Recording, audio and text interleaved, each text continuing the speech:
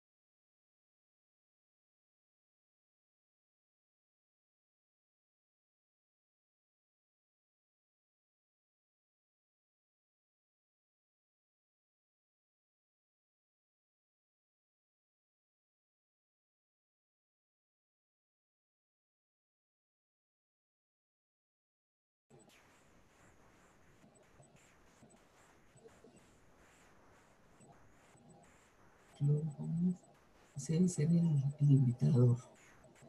¿Sí? O sea, no, este es el médico.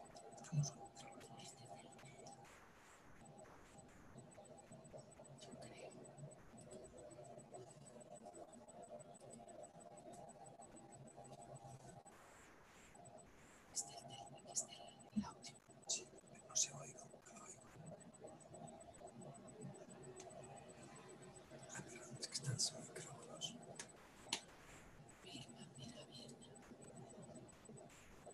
Pero no está.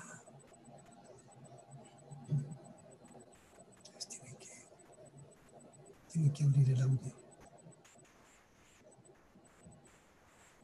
Este dice...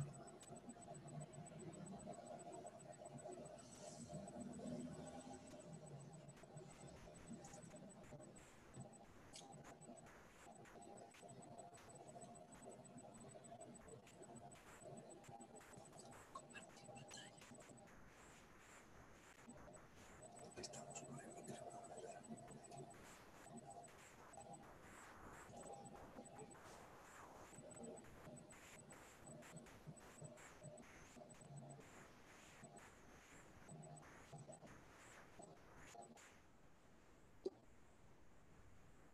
Sí, sí. Sí. Hola, aló, sí. Ya.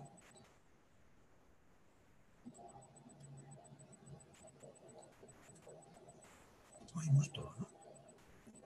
Se oyó lo mío y oímos. Apenas entra.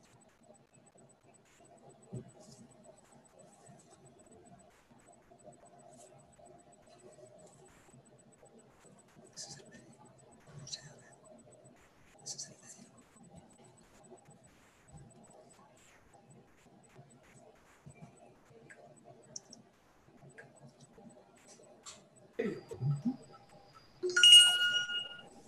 Buenas noches.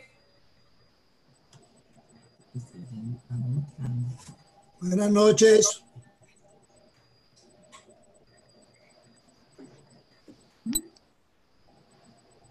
Virna. Está Virna. Buenas noches, ¿cómo están ustedes? Muy bien, gracias. Le estoy oyendo bien, a Tulia. Se me está oyendo bien, Julia.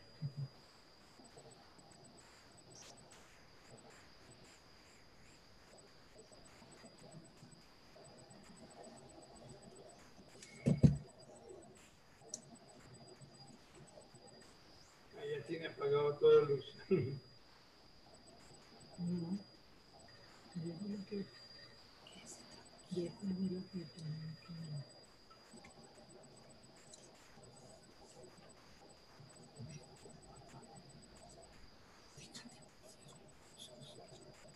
¿Se la va bien?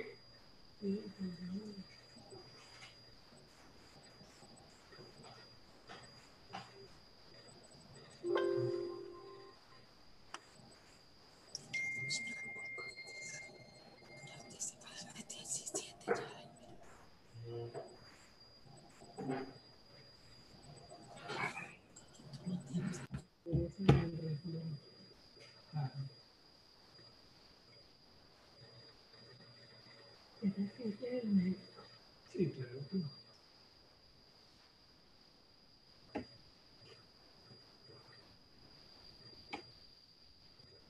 Por lo que veo, muy poca gente lo va a ver.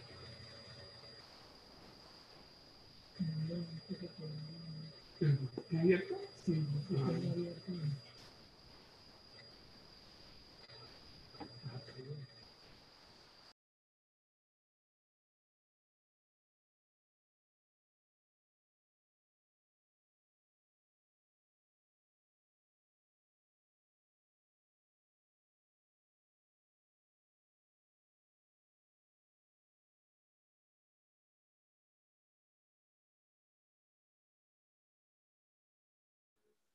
Bueno, muy buenas noches. Es un gusto saludarlos y saludar al doctor Arango, que en minutitos va a estar con nosotros. Como siempre, vamos a dar unos 4 minuticos, 5 minuticos para que nuestros socios y sus invitados entren con tranquilidad. Entonces ya nos saludamos. Doctor, bienvenido. Ya lo saludo de manera formal. Vamos a dar esos 5 minuticos. Listo, muchas gracias. Buenas noches. Gracias a ustedes.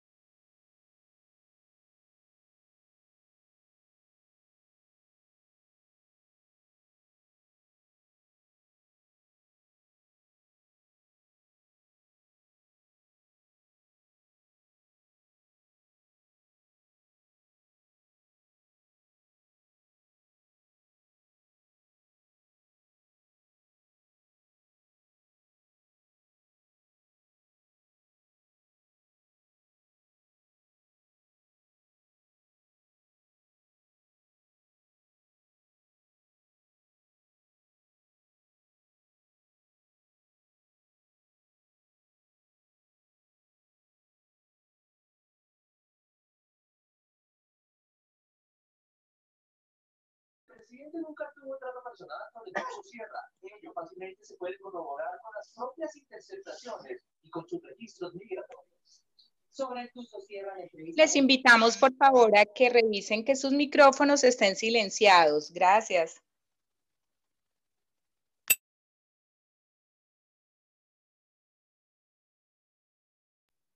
El señor Sierra me comentó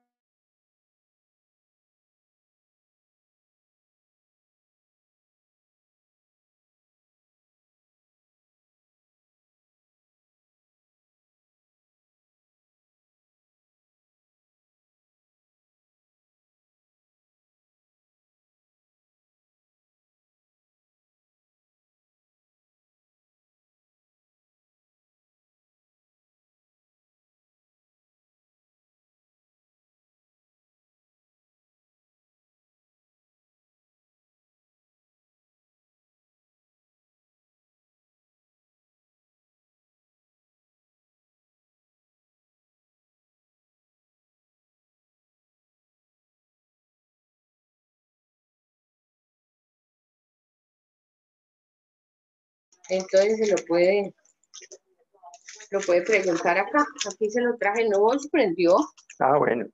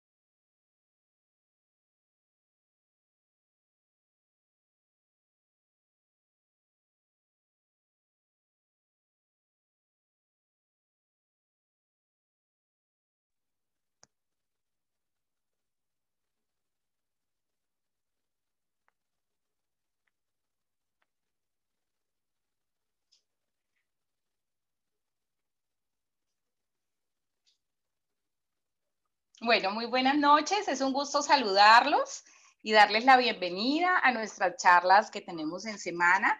Y les cuento que a partir de hoy vamos a tener durante cada semana por lo menos un día que sea dedicado a la salud. Entonces, lo hemos llamado Médico en Casa, como estos nuevos Zoom que queremos pues que cada semana los tengamos muy al alcance de nuestras manos, ya que pues hemos dejado de ir al médico, hemos dejado de consultar en las clínicas, digamos que de forma presencial. Entonces es una muy buena oportunidad que nuestros médicos accedan a llegar con estas charlas tan ilustrativas y tan oportunas en este tiempo. Quiero darle la bienvenida al doctor José Humberto Arango Chan. Él es especialista en medicina interna, es especialista en gastroenterología y endoscopia digestiva y es graduado de la Universidad del Valle. Es gastroenterólogo en la clínica Sebastián de Belalcázar, que es Clínica Colsanitas, y es socio nuestro. Así que, doctor, mil gracias por aceptar esta invitación.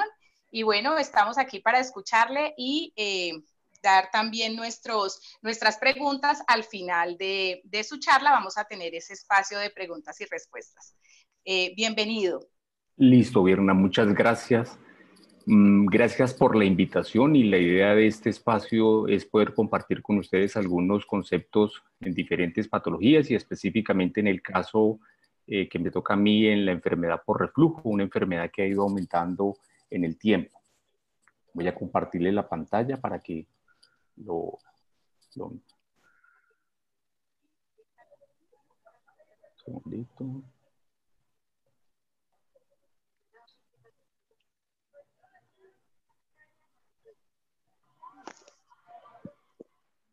Bueno, entonces vamos a hablar de algunos conceptos, lo que refiere a la enfermedad por reflujo gastroesofágico. La primera parte, pues darle los agradecimientos a mi hija, que es una artista y que fue la que ilustró gran parte de la charla por mi pedido. Voy a hablar en términos muy sencillos, pero mirando actualmente qué es lo que se sabe, qué es lo que se conoce de enfermedad por reflujo. Aquí tenemos una persona y básicamente nos vamos a centrar en el esófago, que es un tubo que conecta la boca con el estómago, que es una bolsa, y posteriormente se continúa con el intestino delgado. Ese intestino delgado viaja alrededor de 11 metros hasta que finalmente termina en el colon. Evolutivamente, el humano lo que hizo fue que se comprimió apiñó todos los intestinos, porque si no, su tamaño debería de ser tan largo como algo así como 19 metros. Entonces, esos 19 metros están distribuidos a lo largo de este tubo en esta forma. Nos vamos a centrar entre el esófago y el estómago, ¿sí? Hay dos conceptos y son el reflujo gastroesofágico y la enfermedad por reflujo gastroesofágico. El reflujo gastroesofágico se refiere a la devolución del ácido que es normal en la mayoría de personas después de comer. No significa enfermedad. La mayoría de las veces es asintomático. Eventualmente puede producir algunos síntomas, pero es muy leve y transitorio. En cambio, en la enfermedad por reflujo gastroesofágico se producen complicaciones y adicionalmente se produce sintomatología, que es lo que motiva a que las personas consulten.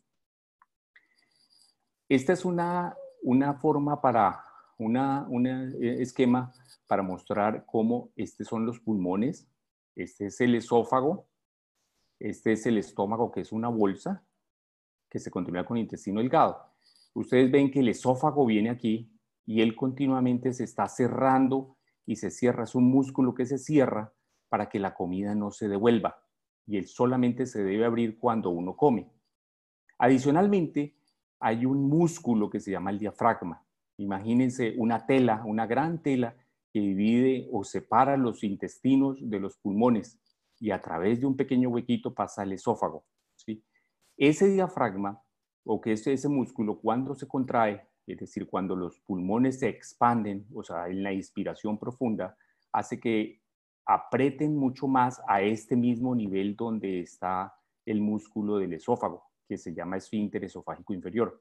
Muchas personas piensan que esto es una válvula, pero realmente, como lo vamos a ver más adelante, es un músculo que se contrae y permanece cerrado, que se ve ayudado por la presencia de este otro músculo que es el diafragma. Hay estudios que han mostrado que en la medida en que se hace terapia o ejercicio de inspiración profunda, puede aumentarse la fuerza de este músculo para que apriete el esófago y disminuir los síntomas de reflujo. Hay dos conceptos o dos síntomas que con mucha frecuencia no los podemos identificar claramente, y es la regurgitación. La regurgitación se define o se refiere a la devolución del ácido que va hasta la garganta y produce los síntomas de ardor, quemazón en la garganta o la famosa griera en la garganta. El siguiente concepto es la pirosis, que es una sensación de ardor o quemazón que progresa a lo largo del esófago, se puede irradiar a la parte posterior del tórax, en la espalda, y el de la persona que siente que se está quemando detrás del pecho, o sea, a lo largo del esófago. Son dos conceptos que son muy frecuentes en la enfermedad por reflujo gastroesofágico y ayudan a pensar en esta posibilidad. Hay otros síntomas. Uno es la distensión abdominal, que muchos deben haber vivido o lo han vivido a lo largo del tiempo. Básicamente esa distensión que se produce en el abdomen lo puede provocar la enfermedad por reflujo, como lo pueden provocar otro tipo de enfermedades a nivel del intestino. Pero el reflujo también puede dar dolor en la boca del estómago, que se llama epigástrico, dolor epigástrico, la voz ronca porque es capaz de devolverse y quemar las cuerdas vocales, la sensación de taco en la garganta, el asma. Se calcula que alrededor de 30% de los pacientes asmáticos pueden tener enfermedad por reflujo, y este podría ser la causa de este problema. La litosis o el mal aliento es una de las causas de la enfermedad por reflujo, es una de las causas de la litosis. La carraspera en la garganta, la eructadera frecuente como dentro de los síntomas que uno puede ver en la enfermedad por reflujo. Hay un síntoma que lo pueden tener hasta un 30% de las personas que tienen enfermedad por reflujo, que es la disfagia.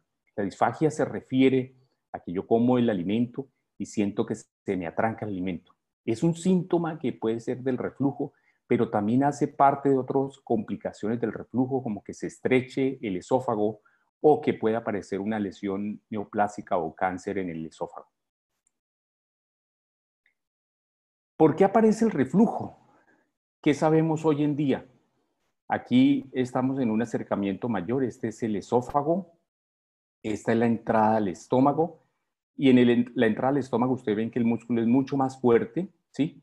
Y ese músculo se contrae para mantenerlo cerrado, que se ve sumado a la fuerza que tiene el diafragma, que era el que les mostraba anteriormente. Después de comer, lo que hace el esófago es que produce un fenómeno que se llama relajaciones espontáneas de este músculo, del esfínter esofágico inferior. ¿Para qué lo hace? Para que después de comer, el humano desarrolló este mecanismo para que el aire que queda entre el estómago y el alimento salga a través del esófago. Pero el problema está en que esas relajaciones espontáneas se pueden hacer mucho más frecuentes y pueden permitir que el ácido se devuelva con mucha más facilidad. Y eso lo puede ver uno en los pacientes con grande cantidad de alimento que consumen. Y eso es una de las explicaciones por qué el tiempo entre comer y acostarse es muy importante.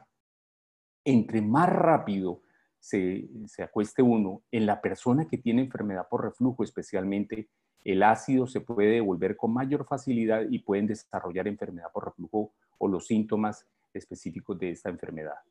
Adicionalmente, el fumar, el tener diabetes o el aumento del azúcar, la apnea del sueño puede hacer de que este ácido se devuelva con mayor facilidad porque se produce una mayor relajación, mayor tiempo de una relajación espontánea del esfínter esofágico inferior. Entonces, esta es la primera parte. Si usted tiene una enfermedad por reflujo gastroesofágico, debería respetar este tiempo entre comer y acostar, que debe ser entre 2 a 3 horas, y se calcula que idealmente debería ser 3 horas para las personas que tienen enfermedad por reflujo, como lo veíamos anteriormente. Mientras duermo, ¿puede mejorar el reflujo? Se sabe que sí. Eso, en la medida en que queda en esta posición, el ácido se devuelve con mayor facilidad, sumado a que uno pueda tener las relajaciones espontáneas que les mostraba anteriormente. Si yo llego y levanto la cabecera, y que puede ser unos 15 o 20 centímetros, pues eso hace que se pueda disminuir en la posibilidad de que se aumente o se devuelva el ácido a través del esófago y pueda producir los síntomas.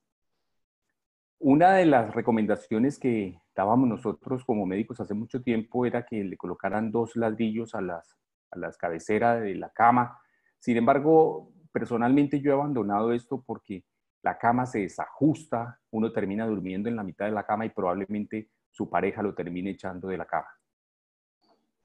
¿Qué pasa si yo tengo una hernia hiatal? ¿A qué se refiere la hernia hiatal?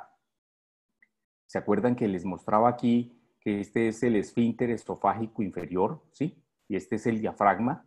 Entonces el estómago algunas veces pierde esos anclajes que tiene contra el diafragma y se va introduciendo hacia el tórax, ¿sí? Y eso es básicamente una hernia hiatal, que el estómago se sale hacia el tórax. Entonces, si ustedes ven, la fuerza que antes se hacía juntos, el esfínter esofágico inferior y el diafragma, comienza a separarse. Este esfínter se sube y hace la fuerza acá y el diafragma sigue haciéndolo más abajo. Entonces eso predispone a la enfermedad por reflujo. Hace en los años 80 la hernia hiatal era muy popular, luego perdió fuerza, pero hoy en día se sabe que la hernia hiatal sí participa en el mecanismo de reflujo, especialmente cuando gran parte del estómago se ha metido hacia el tórax. ¿La obesidad puede aumentar mi reflujo? Entonces sabemos que en la medida en que esas células de grasa que van haciendo que ese perímetro abdominal vaya aumentando, aumenta también la presión intraabdominal y eso hace que aumente la presión dentro del estómago y permita que se devuelva con mayor facilidad el ácido, que también es un factor para la enfermedad por reflujo gastroesofágico. Hay un concepto en este momento que se conoce como el bolsillo ácido y tiene que explicar si importa el volumen de comida para que se produzca reflujo. Una vez uno come, inmediatamente por encima del alimento se produce un bolsillo o una capa de ácido, como una burbuja de ácido que permite que se devuelva fácilmente. Y si uno le suma que usted pueda tener hernia hiatal, y si uno le suma las relajaciones espontáneas, ese bolsillo de ácido se devuelve con mayor facilidad.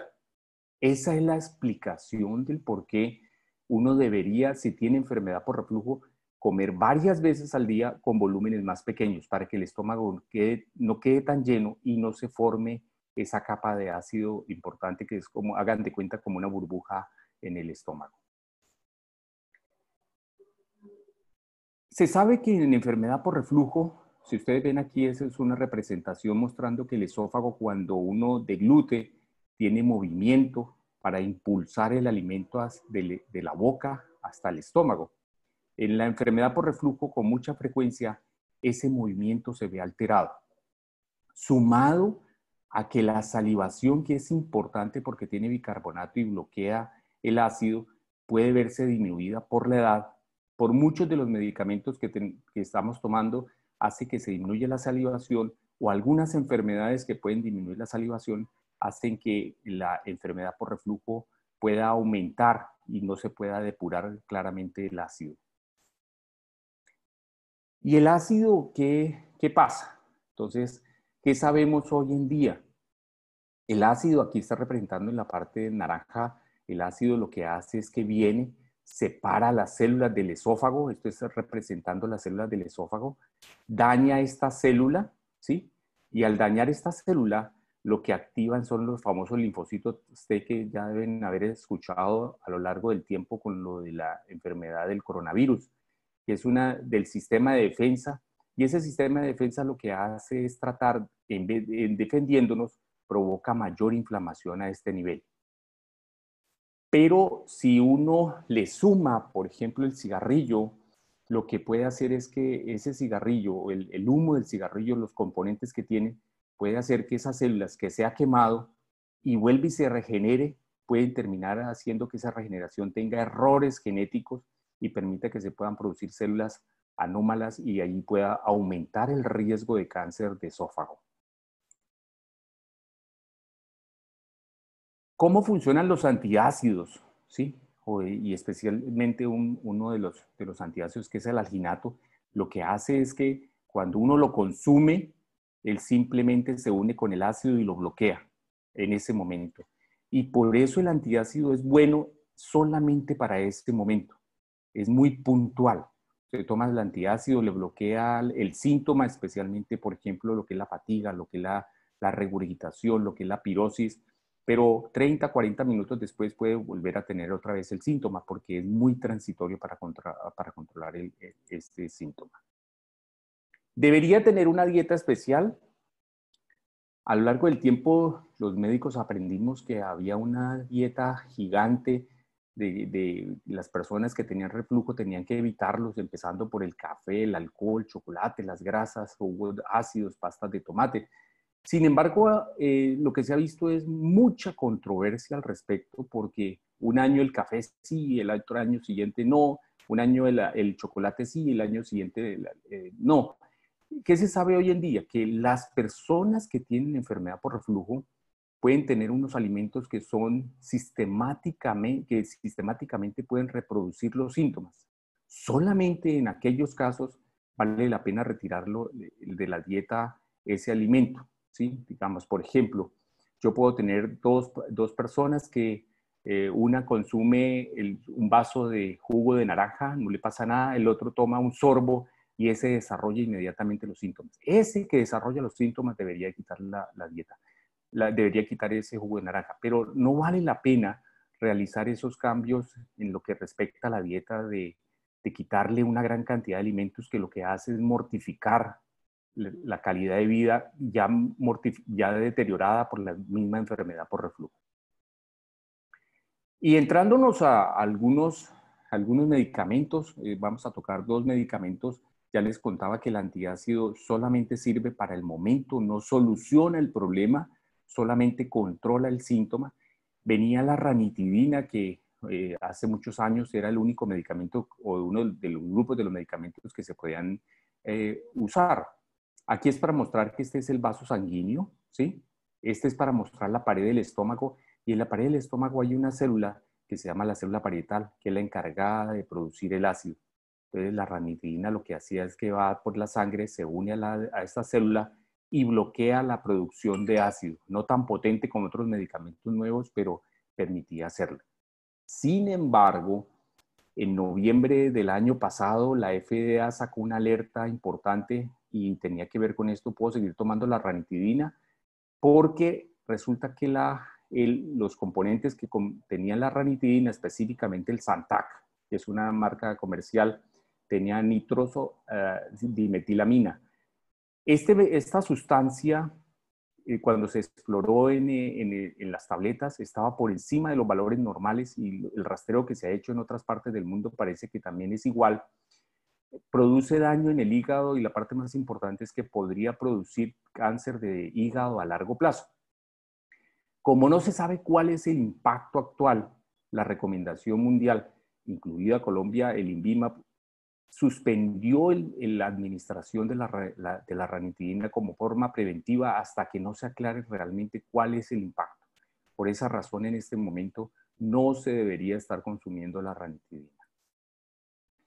Y luego viene unos medicamentos que ustedes ya ampliamente los deben conocer, porque son de los medicamentos, probablemente el medicamento que más se usa en el mundo, que se llama inhibidores de bomba de protones, que voy a tocarles un poquito.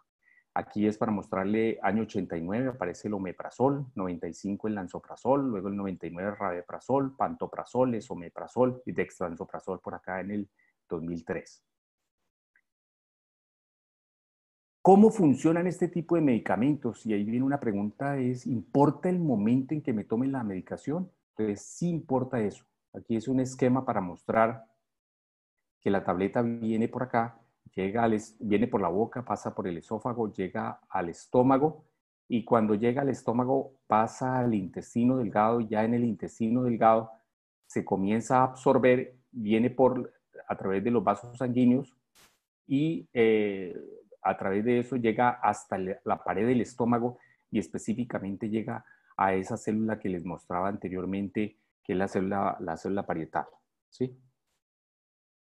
Entonces, en la célula parietal, ¿cuál es la parte importante? La célula tiene unas bombas, que es lo que les mostraba ahora. Esas bombas es lo que permiten que produzca ácido. Esas bombas las tiene guardada esta célula y solamente aparecen y comienzan a funcionar cuando uno va a comer. A través de un mecanismo neurológico, ella estimula la producción de esas bombas para que produzcan ácido. ¿Qué es lo que hace ese tipo de medicamentos? Se llaman inhibidores de bomba de protones, como el omeprazol. Es que lo que les decía ahora va por el intestino, entra por el vaso sanguíneo, se mete dentro de la célula, sale aquí a la célula y bloquea la bomba para la producción del ácido. Por esa razón, el tiempo es importante de tomar cualquiera de estos medicamentos, a pesar de que muchas veces tienen diferencias farmacológicas. Ese medicamento debería tomarse media hora antes del desayuno y media hora antes de la cena, si lo debe tomar 2 veces al día. No vale la pena tomarlo más de 2 veces al día. Pero muy eventualmente, en algunos casos, se podría tomar más de 2 veces al día. Aquí viene un tema relacionado con este tipo de medicamentos y son los periódicos. Cada semana los periódicos tienen que tocar algún tema de salud. Y les traía aquí el New York Times, en el Washington Post, hace más o menos en el año 2016, salió un artículo en donde dijo, mire, los medicamentos como el omeprazol pueden producir demencia. Y esto fue una revolución porque cualquiera de nosotros, pues, mejor que se muera uno de reflujo que con demencia, ¿sí? Entonces, esto produjo un daño muy importante porque muchos pacientes que tienen enfermedad por reflujo y que tienen algunas complicaciones especiales por el reflujo necesitan tomar el medicamento y mucha gente lo abandonó por este tipo de temas. Entonces, ¿qué pasó? Con todo ese advenimiento de la publicidad, aparecieron una cantidad de enfermedades que se asociaron al uso de estos medicamentos, específicamente el omeprazol. Pero ¿cómo abordar el problema? ¿Realmente son tan peligrosos como se planteaba? O sea, ¿uno puede desarrollar enfermedad de Alzheimer tomando omeprazol, por ejemplo, o cualquiera de los medicamentos similares? El problema, desde el punto de vista médico, se basa en que yo puedo tener una hipótesis A y una hipótesis B. La hipótesis A puede ser igual, ¿sí? El uno al otro, puede ser mejor o puede ser peor. Entonces, aquí permitía mirar el omeprazol. Si yo tomo omeprazol y no tomo omeprazol, ¿eso me lleva a la enfermedad de Alzheimer? Y aquí vino un problema y es que es la famosa causalidad y la famosa asociación. Cuando yo miro diferentes fenómenos, puedo asociar muchas cosas. Y ese es uno de los problemas que ha ocurrido, por ejemplo, ahorita lo hemos podido ver a lo largo de estos meses para el común de la gente, lo que tiene que ver en el COVID. Muchos medicamentos que parecieran funcionar, que parecieran tuviera una asociación, de pronto solamente tienen asociación, más no causalidad. Entonces este señor por allá en el año 50 comenzó a definir qué era lo importante para poder definir si un fenómeno era causa del otro fenómeno. ¿Y a qué se llegó la conclusión? Bueno, aquí viene otro problema, es que, como decía este autor, esto ha generado la publicación de revistas y de periódicos, una epidemia de ansiedad inmensa en el mundo entero, y más ahora que las redes se han ido desarrollando. Pero la Asociación Americana de Gastroenterología y la Asociación Colombiana de Gastroenterología estudió el tema hace 2 años y lo que definió es que no produce enfermedad de Alzheimer, no produce deficiencia de vitamina B12, no produce cáncer. ¿Sí? Al inicio del desarrollo de este tipo de medicamentos, se sabía que en algunos ratones, cuando se les daba omeprazol a dosis gigantes, ¿sí? O sea, más de 20 veces los niveles que consume un humano, desarrollaban un tipo especial de cáncer de estómago. Y entonces eso se pensó que podía ocurrir en el humano. A lo largo de este tiempo, desde el año 89, no hay evidencia, entonces no producen ese tipo ni de enfermedad de Alzheimer, ni de cáncer, ni de deficiencia de vitamina B12, ni fracturas de cadera, ninguna de esas enfermedades se produce. ¿Qué sí se sabe hoy en día? Que si yo tomo este tipo de medicamentos, al disminuir la producción de ácido, que a propósito no llega a cero, pero sí lo disminuye notablemente, él puede aumentar el riesgo de hacer infecciones gastrointestinales o respiratorias. Por eso es muy importante el lavado de manos. Y ahora que está más en este tiempo, eso va a permitir que las personas que estén tomando este tipo de medicamentos tengan menor riesgo de infectarse y de hacer infecciones gastrointestinales severas. Y yo puedo formularme omeprazol. Esa fue una pregunta que respondió la Sociedad Americana de Gastroenterología y la colombiana. Mostraron que en el tiempo, más o menos el 30% de las personas no requerían tomar omeprazol, no deberían tomar omeprazol. Y ahí es importante tener en cuenta tres cosas, y es que el reflujo puede quemar el esófago, por ejemplo, como en esta fotografía que les estoy mostrando aquí. Este es el esfínter esofágico inferior, el dibujo que veíamos anteriormente. Él puede llegar y quemar tanto como producir llagas o úlceras en el esófago. Puede producir lesiones premalignas, y algunos lo irán a ver en el tiempo, que es el famoso esófago de Barrett, que se cambian estas células del esófago. Imagínense que aquí esta es la célula del esófago y esta es del estómago. Aquí debería haber células del esófago como se ven aquí, pero esas células comienzan a ser reemplazadas por células parecidas a las del estómago. Ese cambio hace que se aumente el riesgo de que se pueda producir cáncer de esófago a largo plazo. Y el otro es que ante síntomas de alarma puede aumentar el riesgo de cáncer de esófago, y por eso es importante en la persona que tiene enfermedad por reflujo, especialmente de larga evolución, estar revisándose el esófago porque pueden tener algunas de estas complicaciones. En conclusión, estas son, digamos, los tips que debería uno tener en cuenta cuando uno habla de enfermedad por reflujo. ¿Qué puede hacer uno antes de tomar medicaciones? Obviamente, si tiene síntomas de alarma, debe ser evaluado, pero si ya tiene el diagnóstico de enfermedad por reflujo, uno ya puede entender con lo que les mostré anteriormente, que si yo como, almuerzo, comida o desayuno y me voy a acostar, debo esperar 3 horas. O si lo voy a hacer, debo quedar en posición sentada. Que los volúmenes de comida deben ser pequeños, ¿sí? Que es muy importante bajar de peso. Ya les mostraba que a medida que va aumentando el perímetro abdominal, es decir, que se va llenando de grasa, eso aumenta la presión y aumenta más la enfermedad por reflujo. Que evitar fumar, porque el riesgo de hacer cáncer de esófago en el paciente que tiene enfermedad por reflujo puede ser 3 o 4 veces a largo plazo, pero si no está fumando, ese riesgo puede aumentar a 12, 14, 18 veces. Suspender el alimento solo si reproduce los síntomas, y aquí hay un concepto que les decía que en el tiempo en las escuelas de medicina aprendimos que había que quitar una cantidad de alimentos, pero hoy en día se sabe que probablemente uno no tenga que hacer ese tipo de medidas, sino ciertos alimentos que puedan reproducir la parte de los síntomas. 2, que cuando ya tiene que tomar el medicamento, el momento ideal debería ser media hora antes del desayuno y media hora antes de la cena. No antes de acostarse, por ejemplo, que con alguna frecuencia lo ve uno, porque antes de acostarse, lo que les mostraba en la célula, las bombas están quieticas, ¿sí? O la mayoría de las bombas están quieticas, entonces ahí puede no funcionar este tipo de medicamentos. Y tener en cuenta que los síntomas de alarma son muy importantes en la enfermedad por reflujo.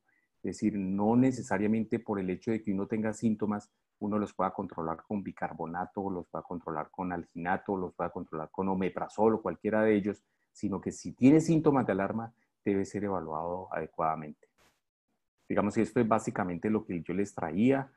La idea no es atiborrarlos de información, pero sí me gustaría, si tienen alguna pregunta, con muchísimo gusto poderlas ir resolviendo.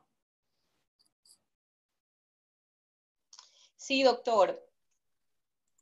Doctor. Sí, sí, Birna, sí, le escucho. Sí, hay una pregunta que es de lo que acaba usted de conversar, entonces no la quiero dejar pasar. Dice, Sí. el tiempo de 3 horas entre comida y acostarse es el mismo en adultos y en niños.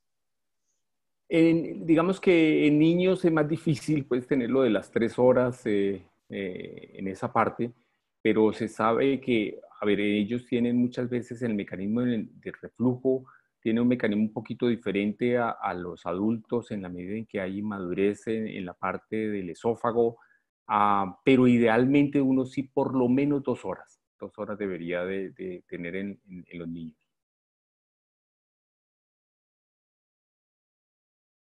Perfecto. Tenemos otra pregunta que dice, la señora Lucero de Salazar y su esposo preguntan, buenas noches, gracias por la excelente conferencia, muy didáctica. ¿Qué opina de tomar bicarbonato de sodio para controlar el reflujo? Ok, entonces, si uno no tiene síntoma de alarma, ¿de acuerdo? Entonces uno puede tener una enfermedad por reflujo que, bueno, hablamos de síntomas de alarma, es que uno no tenga quemado el esófago, ¿sí? Que uno no tenga el esófago de Barrett como les mostraba anteriormente y pues que no vaya a tener ninguna lesión en el esófago y que tenga síntomas leves, con el bicarbonato es suficiente, con el antiácido es suficiente, con el alginato es suficiente. O en esos pacientes que tienen enfermedad por reflujo leve, solamente con que usted no se acueste tan rápido después de comer, que coma volúmenes pequeños, con eso puede mejorar notablemente sin tener que tomar nada. El problema está para los pacientes que tienen reflujos moderados a severos, que ese sí con bicarbonato no alcanza a resolver el problema. Digamos, el bicarbonato es lo mismo que el antiácido, lo que les mostraba, bloquea en ese momento el síntoma. Probablemente el bicarbonato está para lo que les mostraban al principio, el paciente que tiene o enfermedad por reflujo leve o tiene reflujo gastroesofágico eventual, que es el que en ese momento tuvo una comida copiosa y desarrolla un poquito de regurgitación, un poco de agriera, con ese podría tomar el bicarbonato con mucha tranquilidad. Perfecto. Del grupo Senagro nos preguntan, ¿es verdad que después de las 3 y 4 de la tarde es mejor no tomar ningún líquido cuando el reflujo es severo? No. Digamos, la pregunta se refiere o la define claramente es cuando yo tengo un reflujo severo, ¿sí? Y yo tomo las medidas no farmacológicas, o sea, que no necesitan medicación, por ejemplo, como el tiempo de acostada, como levantar la cabecera, como volúmenes pequeños. Eso puede ayudar a aliviar los síntomas en un 20-30%. Sí, entonces, a pesar de eso, va a seguir con síntomas. Esa persona que tiene reflujo severo necesita ayuda. Y eso es lo que les explicaba ahora, que mucha gente que tenía, por ejemplo, enfermedad por reflujo severo, abandonaron el omeprazol y todavía ustedes lo van a encontrar en los servicios de urgencias que hasta los mismos médicos le sugieren a su paciente que no tome el omeprazol o pantoprazol porque a pesar de que tiene reflujo severo, le podría dar enfermedad de Alzheimer o le podría dar cáncer. No. Ese paciente que tiene reflujo severo necesita medicación. Perfecto. El señor Jorge Hernán Londoño pregunta que si igual es bueno consumir limón. Sí, digamos que el concepto del limón, lo que les mostraba en lo de la dieta, por lógica, ¿sí? Más que por estudios, se sacó que si usted tomaba jugo ácido, pues si muchos pacientes que tomaban jugo ácido, por ejemplo, como el limón, se reproducían los síntomas. Pero si ustedes miran el pH del estómago, como se produce ácido clorhídrico, el pH del estómago, digamos, el pH más ácido es 1, el pH 7 es el pH neutro y el pH 14 es el pH básico, ¿sí? Que es la soda cáustica. El pH 1 es el ácido muriático puro. Nosotros producimos ácido clorhídrico, que es ácido muriático, y tenemos el pH del estómago es 1 o 2, ¿sí? Entonces, el pH del limón puede ser 6.9, 6.8, realmente no tiene mucha diferencia. No es que lo vaya a agravar, pero si yo, cada que me expongo a poco de limón y reproduzco los síntomas, la regurgitación, la pirosis, la sensación de molestia, lo debo suspender. Pero si no, no debo suspender. Lo mismo que el café, ¿sí? Muchas veces a todos los pacientes con reflujo les quitábamos el café, pero lo que hacía era que les mortificamos la vida. Lo que pasa es que depende del volumen, no significa que si puede tomar café se tome 3 tazas de una porque el estómago queda lleno, y lo que les mostraba es que el ácido se puede devolver con mucha facilidad. En la persona que tiene reflujo, obviamente. Sí, doctor, quisiera preguntarle ahí en esa pregunta del limón, ¿pasa lo mismo con el picante? Por ejemplo, las personas que adoramos el picante siempre nos dicen, no coma tanto picante porque eso le va a dar reflujo, eso le va a dar dolor en la boca del estómago. Digamos que eso nos puede llevar al reflujo o no. Eso es envidia, Virna. No. Digamos que nosotros tenemos unos receptores, o sea, unos sistemas de identificación en el esófago que nos permiten identificar calor, picantes, sí, y el ácido. Entonces, algunas personas ese sistema, digamos, la primera parte es que el intestino es el único órgano que tiene neuronas como las tiene arriba en la cabeza. Entonces ellas pueden interpretar sensación de quemazón, sensación de ardor. Entonces algunas personas pueden tener una mayor sensibilidad a eso y pueden experimentar síntomas. Pero si yo no tengo síntomas, no, usted puede tomar igualito que el café, el ají, el chocolate, la pasta de tomate, ¿sí? Solo si yo tengo síntomas, me explico. Si yo tomo un poquito de ají, inmediatamente me da la regurgitación y me da la pirosis, que era lo que les mostraba la sensación de quemazón, pues no lo puedo comer. Ese no debería tomarlo. Perfecto. Nos preguntan también, ¿lansoprazol es bueno o hay otros mejores? Como les mostraba en la gráfica, apareció el omeprazol, luego el lansoprazol, el pantoprazol, el rabeprazol.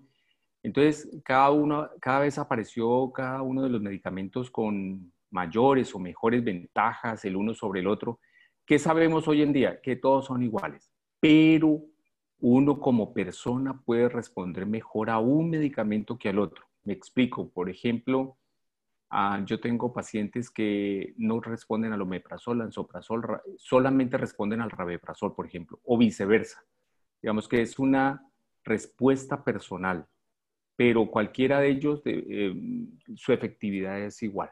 No tienen una mayor diferencia desde el punto de vista clínico, pero como persona, yo sí podría tener una mejor respuesta a un medicamento al otro. Ahora, las personas que tienen síntomas de reflujo, tienen regurgitación, tienen pirosis, tienen tos seca, tienen eructadera, no siempre es reflujo, ¿sí? Pueden ser otras cosas. Entonces pueden ser otros tipos de inflamaciones que pueden darse en el esófago, o pueden ser otras alteraciones que pueden sonar a reflujo, pueden parecer reflujo, pero no ser reflujo. Entonces ahí ya sí entramos nosotros a hacer una serie de exámenes adicionales para tratar de identificar cuál realmente es el problema. Perfecto. La señora Diana Loaiza pregunta, ¿las aftas están asociadas al reflujo?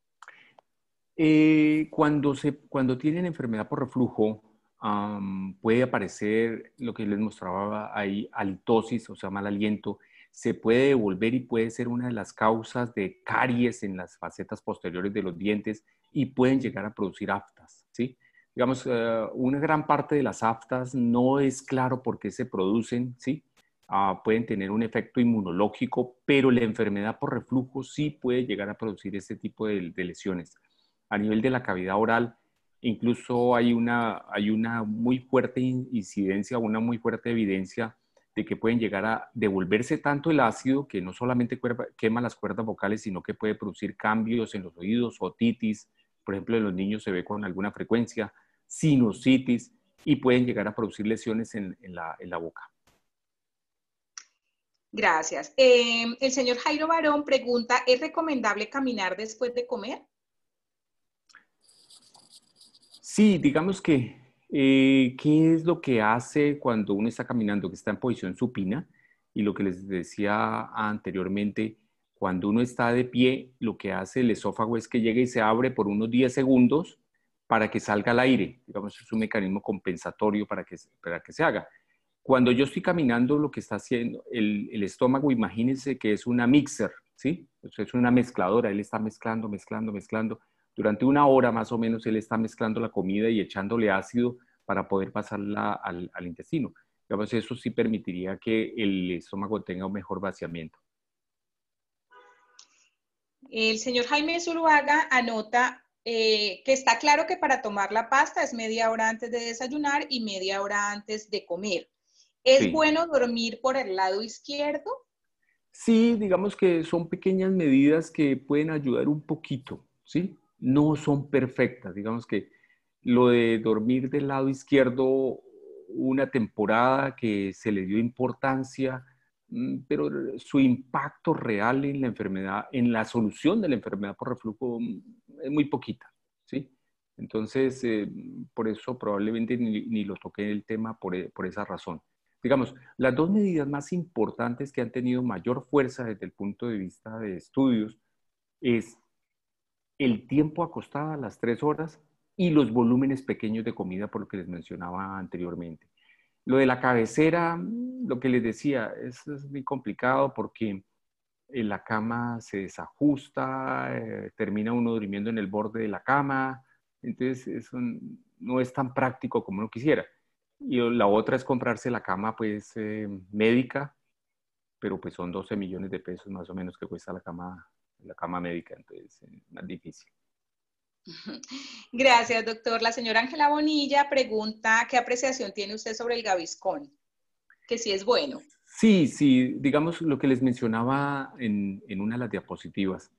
Si yo tengo regurgitación, si yo tengo la pirosis, o sea, esa sensación de quemazón, entonces el Gaviscon, ¿qué es? Es un antiácido mesalginato. ¿Qué es eso? Eso es básicamente una capa que se une con el ácido, lo bloquea temporalmente y por eso es que mejora en ese momento. Pero si yo tengo un reflujo severo, como les mencionaba anteriormente, a punta de Gaviscon no alcanzo a solucionar el problema. Lo mejoro por un momento, pero vuelve y empeora.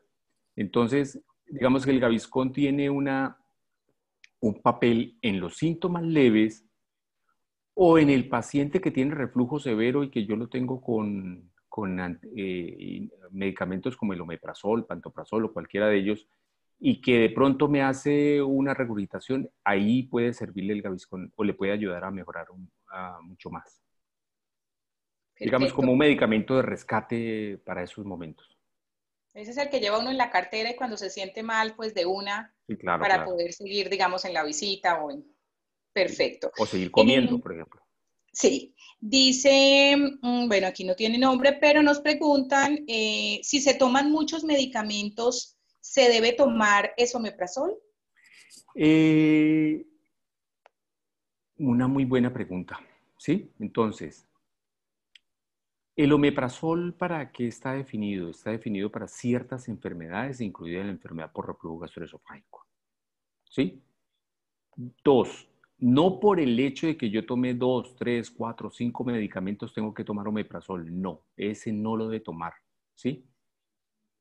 ¿Quiénes deben tomar el omeprazol en ciertos medicamentos? Si yo tomando los medicamentos desarrollo síntomas, es decir, me comienza a doler la boca del estómago, lo que se llama la boca del estómago, comienzo a hacer pirosis, la sensación de quemazón, se me infla el estómago, ahí sí le puede ayudar, pero por corto tiempo. O los pacientes que tienen que tomar algunos medicamentos, por ejemplo, que tienen problemas en el corazón, por ejemplo, como aspirina, clopidogrel, que son medicamentos que pueden producir úlceras en el estómago y le llega a producir úlceras en el estómago, ese tipo de situaciones requiere que tomen el omeprazol en forma indefinida. Gracias, doctor. La señora Beatriz de Becerra pregunta, ¿la gastritis antral produce reflujo? No. Entonces, ¿se acuerdan? El estómago era una bolsa, ¿sí? Y esa bolsa se continuaba con el intestino delgado, ¿sí? Entonces, venga, les muestro aquí un momentico y verá esta pregunta, porque esa es muchas veces una situación que nosotros, les voy a compartir la pantalla aquí. ¿Ahí la están viendo? No, no. Sí, sí, señor. Sí. Entonces, este es el esófago, ¿sí? Y este es el estómago, ¿sí? Este es el fondo del estómago, ¿sí? Esta es la parte superior. Este es el cuerpo del estómago. Y este pedacito aquí se llama el antro. Entonces aquí es con mucha frecuencia que uno ve la inflamación del estómago y eso es lo que llama gastritis antral. No tiene nada que ver con el reflujo, ¿sí? Entonces, la gastritis, esa gastritis que se ve es porque el patólogo vio células que estaban un poquito inflamadas, pero muchas veces no tienen que ver no tienen nada que ver con el reflujo. Doctor, pregunta el señor Jorge Hernán Londoño, la leche me produce mucho dolor abdominal. ¿Por qué se presenta este efecto? Pueden ser por dos fenómenos, ¿sí? El primer fenómeno es que la leche tiene un azúcar que se llama la lactosa, ¿sí? Y todos los humanos tenemos unas enzimas o unas herramientas en el intestino donde partimos ese azúcar lo dividimos en dos para poderlo absorber. Con los años vamos perdiendo esas sustancias que se llaman enzimas, que se llama la lactasa. Entonces, al disminuir esa lactasa, puede hacer que no es capaz de romper ese azúcar que se llama la lactosa, ¿sí? Entonces, por eso es que puede aparecer el dolor abdominal, se puede inflar el estómago, pueden aparecer muchos gases, puede aparecer diarrea. Y por eso, en ese grupo de personas, muchas veces lo que se hace es que se les da leche deslactosada. Es decir, se le mete menos azúcar a la leche para que si tiene enzimas todavía funcionando, pero las tiene reducidas, las pueda procesar. Pero hay algunas personas que no lo pueden lograr. La otra parte es que ahorita que tocábamos ese tema de la enfermedad por reflujo, algunas personas con enfermedad por reflujo, con algunos síntomas, pueden hacer lo de la leche. Entonces pueden hacer distensión, un poco de distensión abdominal, un poco de llenura, eructadera con frecuencia. Y cuando uno llega y suma y junta todos los casos, ahí puede estar mirando lo que es una enfermedad por reflujo. La señora Judy Rincón pregunta, ¿puedo reemplazar el Esomed por el esomeprazol? El Esomed. Sí, sí. Digamos que en Colombia la producción de genéricos es igual a la producción de medicamentos de marca, con una salvedad, ¿sí? ¿Dónde compra el medicamento? ¿Sí? Si usted va y lo compra a la farmacia La 14, a Carulla, a Confandi, este tipo de empresas les exigen una serie de criterios y tiene una serie de exigencias para poder comprar los medicamentos, pero probablemente si se va a un barrio donde no tiene el control y resulta que ahí le pueden falsificar los alimentos, ¿no? los medicamentos. Digamos que ese es un problema que tiene Colombia importante. Puede ser tan importante como que 50% de los medicamentos pueden estar disminuidos en la calidad, en su dosis y en su calidad, pero infortunadamente muchas veces le toca a la persona que tiene bajos recursos. Bien, doctor. Otra pregunta, ¿puede el reflujo gastroesofágico causar síntomas de opresión en el pecho, taquicardias, mareo y sudoraciones nocturnas en algún punto del desarrollo de la enfermedad? Sí, sí, sí. Como les mostraba cuando les mostraba al principio, la de las famosas relajaciones espontáneas, es decir, cuando el esófago se abre y ese esófago hay veces se abre con alguna o especialmente en la noche.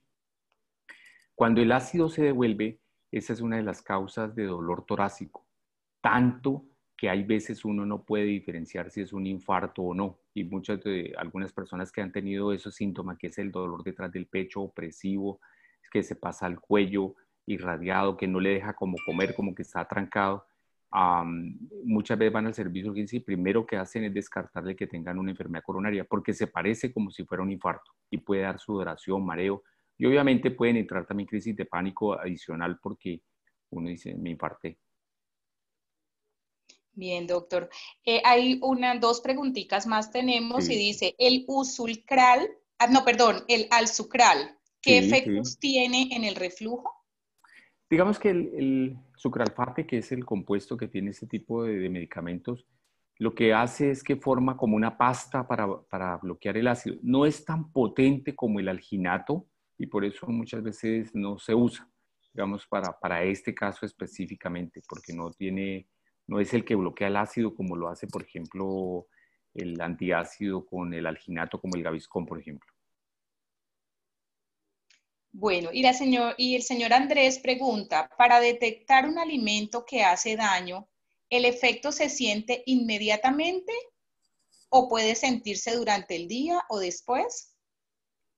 No, digamos que uno no debe estar pues en una forma obsesiva buscando el alimento que le reproduce. Si usted después de comer inmediatamente desarrolla el síntoma, sistemáticamente. Entonces, digamos que este es un problema complicado para otro tipo de enfermedades que son las enfermedades funcionales del intestino, es decir, normal, pero tiene problemas.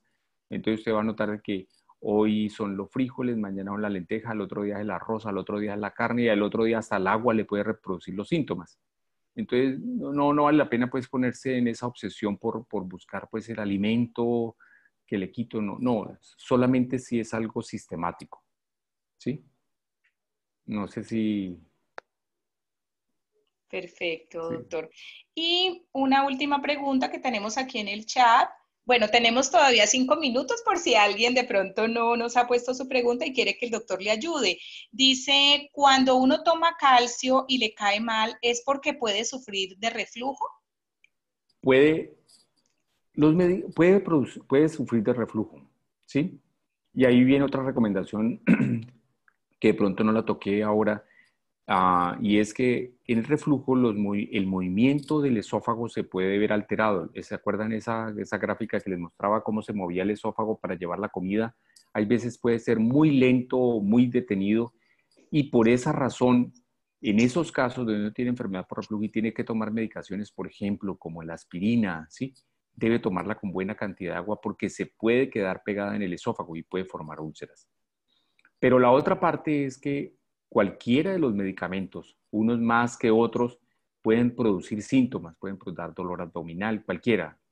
La acetaminofén, el Dolex puede producir dolor abdominal. El omeprazol por sí mismo o el pantoprazol o cualquiera de ellos puede producir dolor abdominal paradójicamente. Entonces, con respecto a los medicamentos, sí, puede producirlo, no hay una diferencia en esa parte. Bueno, doctor, no tenemos más preguntas. En el chat hay muchos agradecimientos. Ahí nos aparece, está la doctora Paola Holguín, Juliana Holguín, dando las gracias. Creo que se me apagó el bombillito. Gracias. Dando las gracias y bueno, muchos otros de nuestros asistentes agradeciendo. Y, bueno, aquí nos apareció unita última que dice, Sí. ¿consumir líquidos después de comer es bueno o malo? No es que sea malo, sino lo que les mostraba en la gráfica. Si usted llena mucho el estómago, llámese con líquido, llámese con sólido, puede hacer de que por ejemplo, esa burbuja de ácidos se presione más hacia arriba y se pueda volver más fácilmente. Por eso les decía que es el volumen, más que la calidad del alimento como tal, es el volumen que usted consume. Entonces, por eso, esa es una de las razones por la cual usted va a un asado y come y queda full, puede tener un poquito de agrieras hay veces. Ese, por ejemplo, hace reflujo gastroesofágico. No hace enfermedad, pero hace reflujo gastroesofágico. Y obviamente, adicionalmente, el que tiene reflujo gastroesofágico puede empeorar. Por ejemplo, uno ve personas con reflujo gastroesofágico y vino tinto, ¿sí? Entonces, antes de los 40 consumían vino tinto y después de los 40 ya dejaron de tomar vino tinto porque inmediatamente les reproducen los síntomas, por ejemplo. Entonces, ese lo debe suspender el vino tinto. Se sabe, por ejemplo, que los taninos, que es el que le da el color rojo, pueden aumentar los síntomas y por eso ese grupo de personas puede tomar, por ejemplo, vino blanco. Entonces, no necesariamente pues tiene que uno suspender el líquido. Debe tener en cuenta que el líquido también es volumen. Perfecto. Bueno, doctor, aquí está lleno de agradecimientos en el chat. Aquí la doctora María del Socorro, que nos acompañó, dice gracias al doctor Arango, un excelente programa con usted, y da la feliz noche pues para todos. Por acá don Carlos Guevara, muchas gracias, muy buena la presentación. Bueno, tiene muchos agradecimientos, muchas gracias, excelente charla. Bueno, doctor, no me queda más que darle las gracias. De verdad, nos ha aclarado muchísimos temas. Bueno, soy la primera en agradecerle porque sufro de este problema. Entonces, por eso me indujo Virna, me dijo, reflujo gastroesofágico. Me ha ayudado muchísimo y bueno, con las preguntas de las otras personas, pues también he aclarado algunas dudas que tenía. Así que muchísimas gracias por su tiempo, por acompañarnos, por sus conocimientos. Y bueno, antes de despedirnos, invitarlos, mañana también tenemos charla con Médico en Casa, va a estar el doctor Julio Calonge con nosotros, así que aprovecho para invitarlos desde ya para que nos acompañen mañana con otro tema pues dedicado a la salud en este tiempo que tanto lo necesitamos. Doctor, mil gracias. Muy amable. Usted, Virna, María del Socorro, muchas gracias. A todos los que participaron, muchas gracias por asistir. Y la idea es poder uno ayudar un poquito, enseñar un poquito en esa parte. Muchas veces uno como médico en la consulta, a veces no tiene todo el tiempo suficiente para explicar muchas cosas o muchas veces uno habla en un lenguaje muy especializado y hay veces uno como paciente no entiende nada de lo que le están diciendo. Pero la idea de esta charla fue tratar de mostrar en una forma pues muy dinámica y muy sencilla qué es lo que se conoce actualmente lo de la enfermedad por reflujo y darle algunos tips que les pueda ayudar. ¿Listo? Muchas gracias. No, a usted, doctor. Muchas gracias a todas las personas que nos acompañaron y les deseamos una feliz noche. Nos vemos mañana 7:30 nuevamente. Bueno, una feliz noche. Elena. Bueno, gracias. Gracias, doctor. Bueno, muchas gracias. Gracias.